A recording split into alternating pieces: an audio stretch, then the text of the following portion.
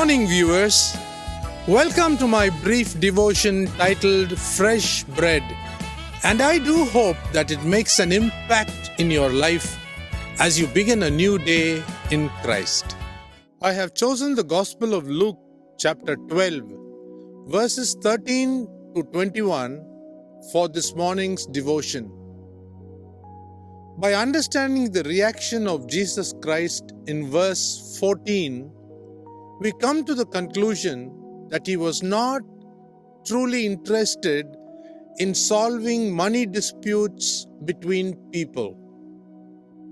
He taught this parable to his followers to make them understand the ugly link between money and the human soul. In his teaching on the rich man and Lazarus in Luke 16, Jesus Christ made it very clear that the rich man who was attired in purple and fine linen only took good care of his body but never his soul.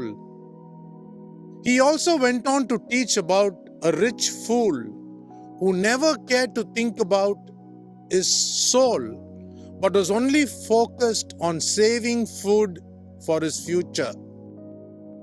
Take note, friends, the mind of man is always focused only on the needs of the flesh, and the soul and the spirit is always ignored.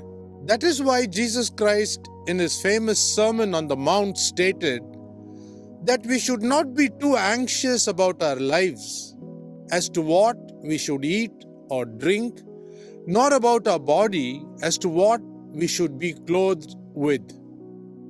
He then asks a very pertinent question.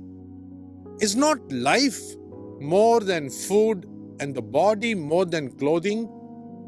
Read the Gospel of Matthew chapter 6, verse 25.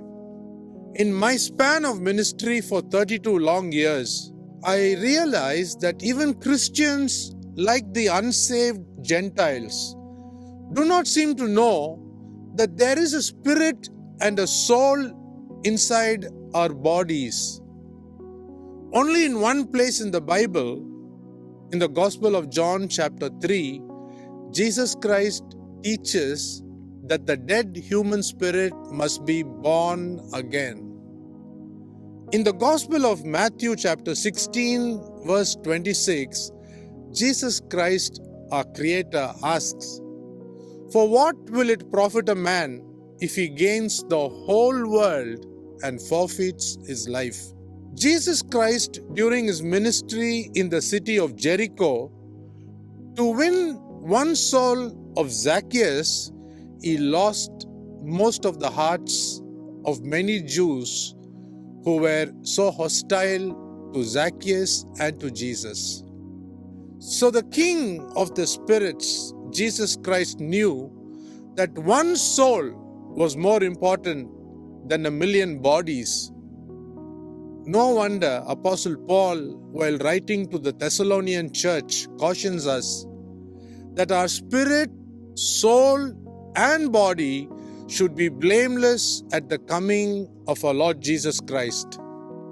Read 1 Thessalonians chapter 5, verse 23.